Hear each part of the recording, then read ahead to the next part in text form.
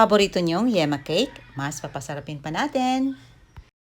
Simulan na natin. So meron tayo ditong durian since naka-harvest tayo. At kukunin na natin yung meat nito at itabi natin yung iba for future use. For today's recipe, gagamit lang tayo dito ng 1/4 cup of durian meat, 1/4 cup of butter, 4 tablespoons of white sugar.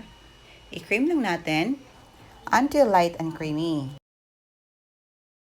Meron tayo ditong 1 piece of large egg. Crack lang natin at i-combine sa ating butter, durian, at saka sugar mixture. I-set aside muna natin ang ating wet mixture.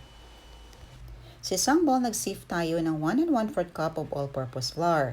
At mga mommies, kung gusto nyo maging light and fluffy ang cake nyo, pwede nyo i-substitute ang half of the flour sa cake flour. Nag-add tayo ng 1 1/2 teaspoon of baking powder and pinch of salt. Gagamit din tayo ng 1/4 cup of creme densada at pwede din condensed milk ang inyong gamitin mga mommies. I-combine na natin ang wet and dry ingredients.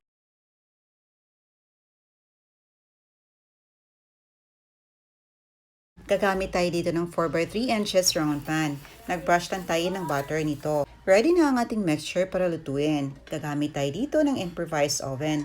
Pinipreheat muna natin ito for 5 minutes before natin isalang. Bake for 25 to 30 minutes over low heat. Yes po, low heat lang po mga mommies since improvised oven ang ating ginagamit para hindi masunog ang ating niluluto. And after 26 minutes, toothpick test natin and when it comes out clean, that means luto na. Dito gagawa naman tayo ng ating frosting. Kinumbay natin ang 3 tablespoons of sugar, durian meat, at saka ang ating butter.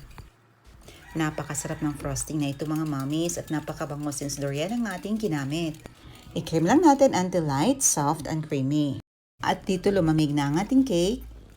Lagyan na natin ito ng frosting. Mga mommies, huwag kayong mag-attempt maglagay ng icing or frosting sa ating cake kapag mainit ito dahil matutunaw ang icing natin. At para mas maging malinamnam at masarap, naglagay tayo ng grated cheese. The more cheese, the merrier at mas maging masarap.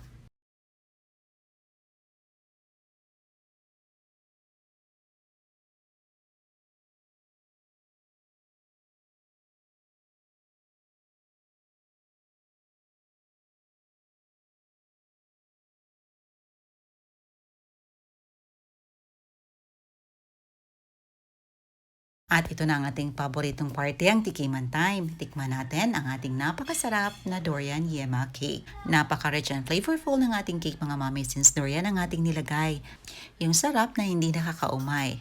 And for a more sweeter taste, i-adjust nyo lang ang amount of sugar mga mommies according sa inyong panlasa. Ayan lang po. Hoping yung subukan. Thank you so much for watching. See you in my next vlog. God bless you all and stay safe everyone. Bye and enjoy!